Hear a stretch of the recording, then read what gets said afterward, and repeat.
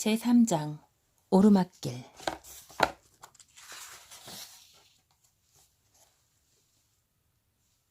릭 배너는 정신없이 자전거 페달을 밟아 절벽으로 이어지는 오르막길로 달렸다.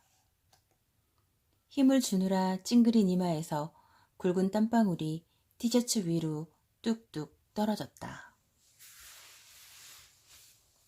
하지만 속도를 늦출 생각은 조금도 없었다. 이것보다 느린 변속기를 사용하는 건 여자들밖에 없을 것이다. 그럴 바에는 걸어가는 게 나았다. 발목에서 불이 나는 것 같았지만 그건 건강에 좋은 불이라는 것을 알았다. 근육을 키워줄 것이다. 중요한 건 근육과 폐뿐이야. 사는데 다른 건 필요 없어. 그의 아버지가 말하곤 했다. 배너의 아버지는 자전거를 타고 킬모어 코브에서 출발해 영국을 일주하고 스코틀랜드의 스카이까지 갔다 왔다. 물론 아버지의 자전거에는 현대적인 산악 자전거에 달린 변속기가 없었다. 아버지는 그저 페달을 밟으며 여행했을 뿐이다. 그렇게 릭은 우뚝 솟은 빌라 아르고의 탑이 갑자기 눈앞에 나타날 순간을 기다리며 이를 악물고 페달을 밟았다. 오래전부터 들어가고 싶어 하던 그 집에 마침내 들어가게 되었다는 생각만 하면 힘이 저절로 났다. 그는 작은 집의 창가에서 아버지의 망원경을 들고 그 빌라를 바라보며 하루 종일 시간을 보내곤 했던 것이다. 혹은 썰물이 나가고 몇 미터에 이르는 해변이 해초로 뒤덮였을 때 바닷가에 서서 살펴보기도 했다. 릭은 새로운 각도에서 빌라를 살펴보려고 해변에서 멀리 떨어진 곳까지 가보기도 했다. 빌라 아르고. 소금으로 뒤덮여 있어 뱃사람들이 소금 절벽을 뜻하는 솔턴 클리프라고 불렸던 킬모어 코브의 하얀 절벽 위에 앉아있던 오래된 저택. 그 집에 관해, 그 절벽에 관해, 그리고 40년 동안 그곳에 살았던 희한한 주인, 율리시스 무어 노인에 관해 얼마나 많은 이야기를 들었던지, 그곳에 들어가 보기 위해 자전거를 타고 얼마나 가까이까지 다가가 보았던지. 릭은 페달을 밟고 일어서서 길고 힘차게 페달을 밟으며 마치 막 모퉁이로 접어들었다.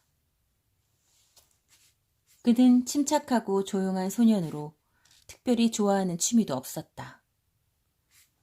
같은 반 친구들은 몰두할 만한 취미가 꼭 있어야 한다고 생각했지만 말이다. 단적인 예를 들자면 릭은 컴퓨터 한 대도 없었다. 하지만 며칠 전 학교에서 스텔라 선생님이 킬모어 커브에 하나밖에 없는 릭의 교실에서 제이슨과 줄리아를 소개했을 때 릭은 말 그대로 좋아 죽을 것 같았다. 이거 정말 행운인데? 릭은 이렇게 생각했다. 두 사람은 릭보다 한 살 어렸고 이 지방에 대해 아는 게 하나도 없었으며 그가 꿈에 그리던 그 별장에 갓 이사를 왔다. 율리시스 무어 노인이 죽고 쌍둥이가 이사를 오게 되어 그에게는 믿기지 않는 새로운 가능성이 열린 것이다. 마침내 빌라 아르고에 들어갈 수 있게 된 것이다. 페달을 밟는 동안 릭은 공기에서 뭔가 위협적인 것을 감지했다. 뒤에서 자동차 한 대가 빠르게 달려오고 있었다. 그는 자기가 길 한가운데 있다는 것을 깨달았지만 다른 쪽으로 피할 틈도 없었다. 경적 소리가 미친 듯이 들려왔다. 그는 왼쪽으로 거칠게 핸들을 꺾었고 그러느라 자전거는 완전히 균형을 잃고 말았다.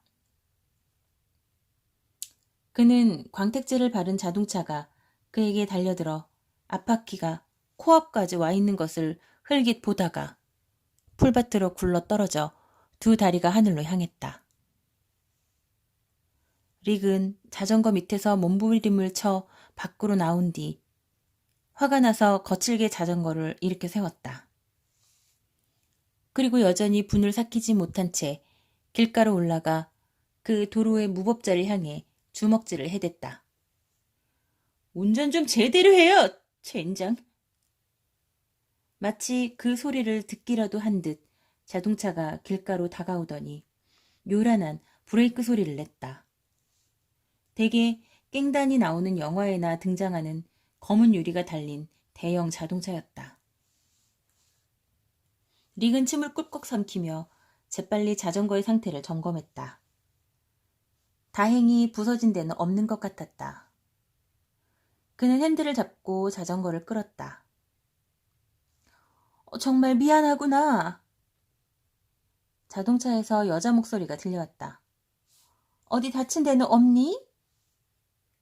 오렌지색의 아름다운 장갑을 끼고 반짝이는 팔찌를 찬 손이 자동차 뒷좌석의 창문에서 나와 손짓을 했다.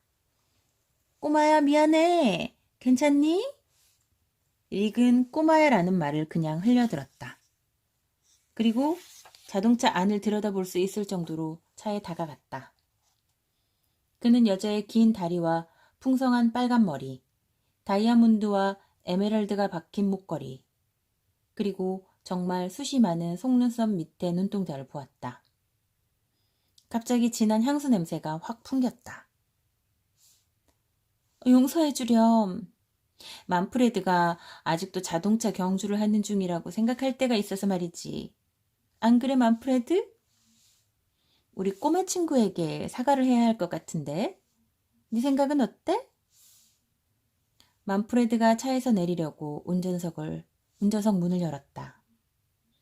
그는 뚱뚱하고 키가 작은 남자로 검은색과 흰색의 우아한 줄무늬 양복 위로 산적 같은 얼굴이 튀어나와 있었다. 그는 알아들을 수 없는 두어 마디로 딱딱하게 사과를 하며 고개를 숙였다. 릭의 귀에는 그 말이 이렇게 들렸다. 다음에 단둘이 만나면 너 죽을 줄 알아. 잘했어, 만프레드. 진한 향수향이 뒷좌석에서 칭찬을 해주었다. 빨리 운전석으로 와. 다시 사과할게, 귀염둥이야. 오렌지색 장갑이 릭을 쓰다듬을 듯 손을 흔들며 작별 인사를 했다. 그러더니 창문이 닫혔고 만프레드가 시동을 걸어 자동차는 다시 전속력으로 달렸다. 세상에, 나더러 귀염둥이라고 했어. 릭은 머릿속이 뒤죽박죽되어 자전거에 올라탔다. 길이 평평해지자 릭은 자전거의 속력을 냈고 빌라 아르고의 철책 대문을 날아갈 듯 지났다. 아름드리 나무들이 여기저기 서 있었고 이제 막 봉오리를 터뜨리기 시작한 꽃들도 보였다. 오솔길이 나 있는 정원에는 네스터의 원예 도구들이 흩어져 있었다. 그 도구들은 한창 일을 하던 상태 그대로 놓여 있는 것 같았다. 집 앞의 뜰에서 릭은 검은 자동차를 보았다. 자동차는 뜰을 가로지를 듯 비스듬히 서 있었다. 릭은 갑자기 입이 바짝 타는 것을 느꼈다. 오렌지 장갑 양이 빌라 아르고의 정원사 앞에 서 있었다. 그녀는 격렬하게 토론이라도 하듯 열심히 손짓을 하고 있었다. 그녀와는 달리 네스터는 태연했다. 그저 자신이 어찌할 수 없는 일이라는 듯 고개만 저을 뿐이었다. 릭은 한 발을 땅에 내려놓은 채 그 광경을 지켜보았다. 불길처럼 환한 빨간 머리의 여인이 이야기를 끝낸 뒤 오른손 집게 손가락으로 정화사를 가리키며 단호하게 소리쳤다. 나중에 봅시다. 그러더니 차에 뛰어올라 꽝 소리가 나게 문을 닫았다. 만프레드가 시동을 걸고 속력을 냈다. 어찌나 빠르게 달리던지 길 위에 깐 자갈들이 모두 옆으로 튀었다. 차는 성난 여주인을 싣고 멀어져 갔다. 곧 내 소식을 듣게 될 테니 기다려요. 분노한 빨간 머리 양이 릭의 자전거 옆을 손살같이 지나가며 다시 소리쳤다. 릭은 멀어져 가는 자동차를 보다가 다시 페달을 밟아 집 앞 뜰에 도착했다. 네스터는 화가 나서 인도 위로 튀어나간 자갈들을 제자리에 옮겨놓고 있었다. 불같은 여자예요.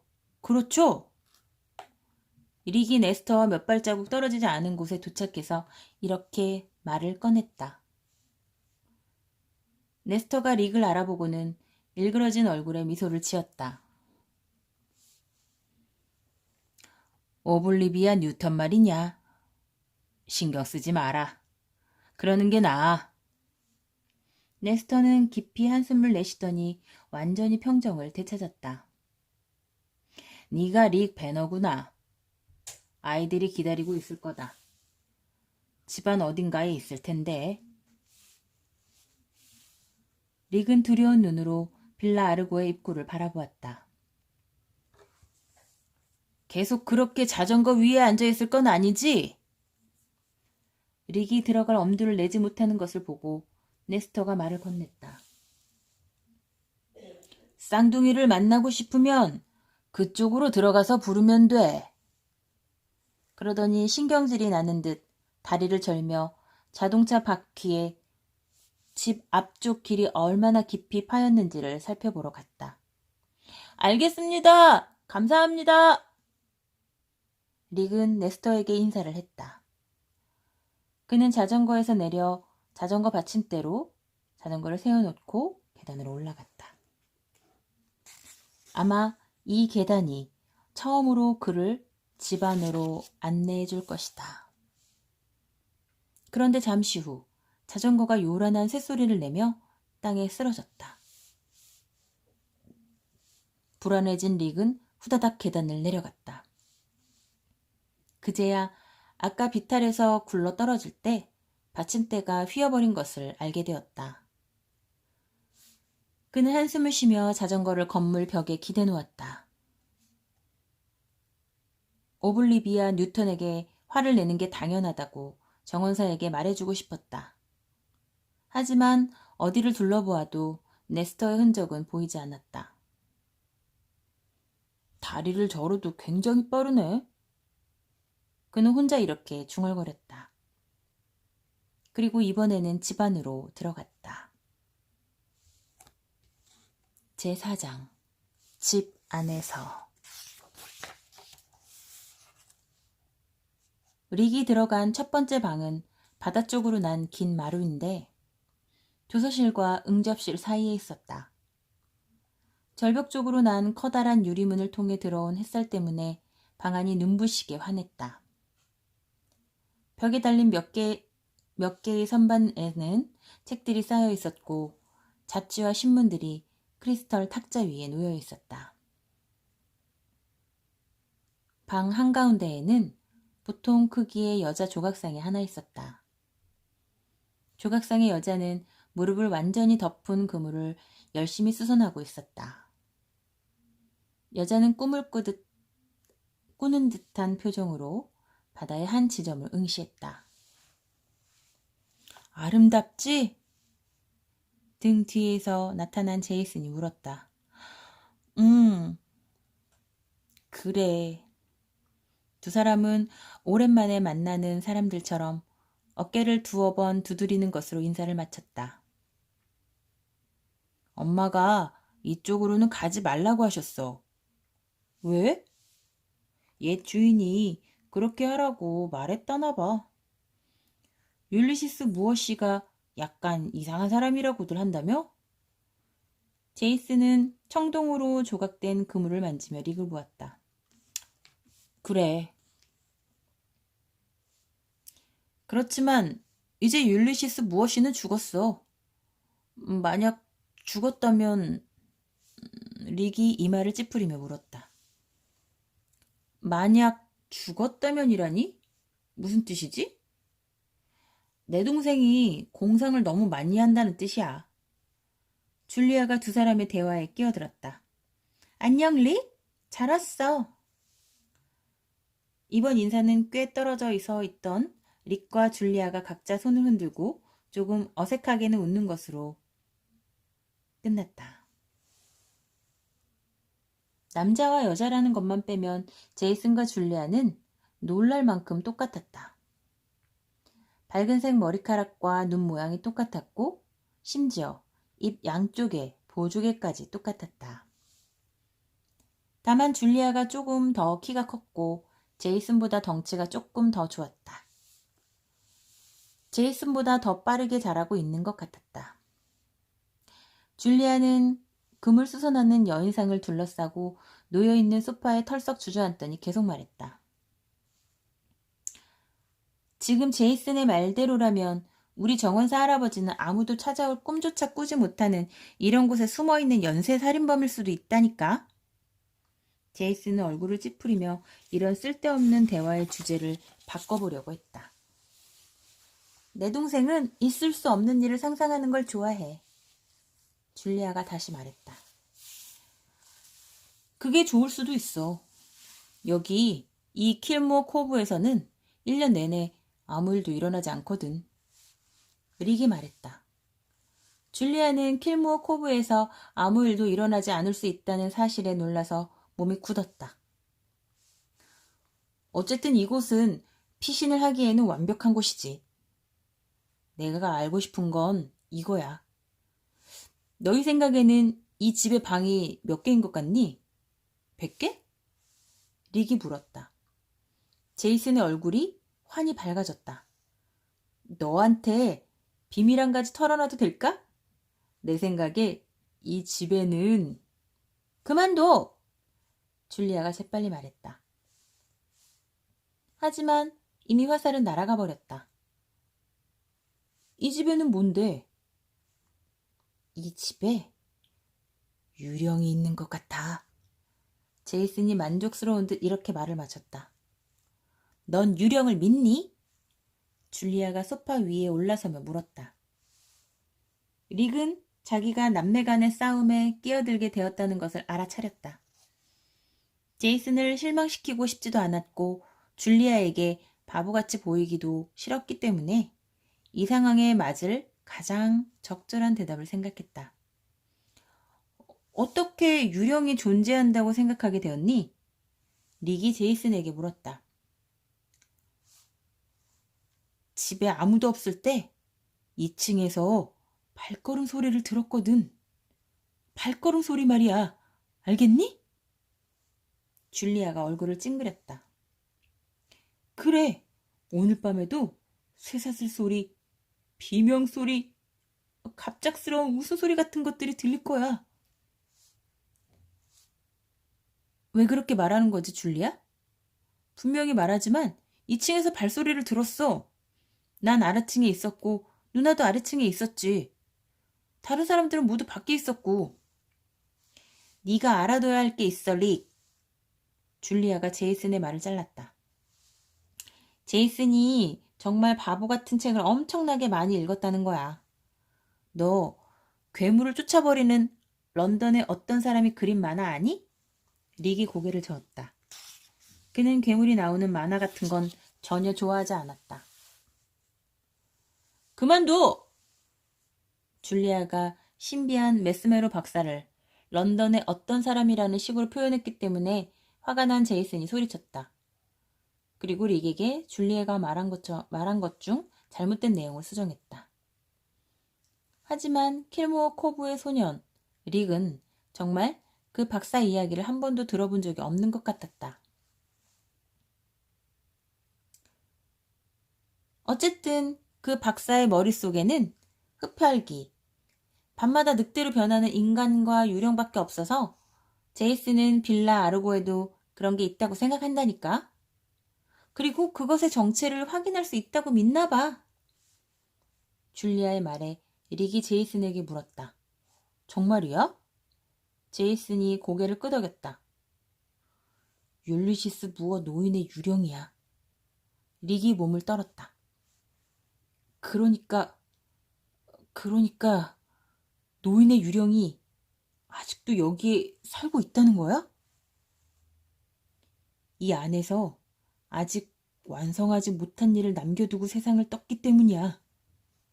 릭이 줄리아를 보았다. 줄리아는 동생을 밧줄로 묶는 신용을 했다. 맞아. 뭔가 완성하지 못한 일이 있을 거야. 그런데 그게 뭐지? 그건 아직 찾아내지 못했어. 난 아는 게 너무 없어. 킬모어 코브에 온 지 일주일도 안 됐잖아. 그래서 아직 이 집에 대해서도 잘 모르는걸? 그럴 거야. 집이 너무 커. 릭이 동의했다. 방을 하나씩 살펴봐야 해. 그리고 자세한 지도를 만들어야 해. 제이슨이 이렇게 말했다. 제이슨! 릭은 우리 집을 탐사하러 여기까지 올라온 게 아니야. 줄리아가 소리쳤다. 괜찮아. 굉장히 멋질 것 같아. 제이슨의 생각에 가슴이 두근거려 릭의 입에서 이런 말이 튀어나오고 말았다. 솔직히 말하면 사실 난 매일 이 집을 살펴보았어. 물론 밖에서. 내겐 아주 큰일이었어. 젠장, 이런 조각상과 책과 너희야 여기 있다는 것만으로도 난... 그가 안쪽의 방으로 이어지는 문을 오래 바라보았다. 너희가 괜찮다면 난 탐사에 뛰어들 수 있어. 지도를 그릴 종이와 펜을 가지고 올게. 여기에서 기다려? 제이슨이 재빨리 말했다. 제이슨은 줄리아와 릭을 마루에 남겨놓고 필요한 것을 가지러 계단으로 올라왔다. 단둘이 남게 되자 줄리아는 파도가 쳐서 하얀 거품이 이는 바다를 바라보았다. 너 유령을 믿는지 안 믿는지 아직 나한테 말하지 않았어. 줄리아가 릭을 보지 않은 채 말했다. 릭은 금을 쑤서넣는 여인상의 몸을 기댔다. 단단함과 차가움이 동시에 느껴졌다. 우리 아버지는 유령이 실제로 있다고 말씀하시곤 했지. 그리고 저마다 자기 유령을 가지고 있대. 줄리아가 돌아보았다. 그럼 네 유령은 어떤 거야? 바로 우리 아버지. 2년 전 바다에서 돌아가셨어. 릭이 갑자기 딱딱하게 굳어버린 눈을 바다에서 떼지 않은 채 대답했다. 두 사람은 제이슨이 돌아올 때까지 아무 말도 하지 않았다.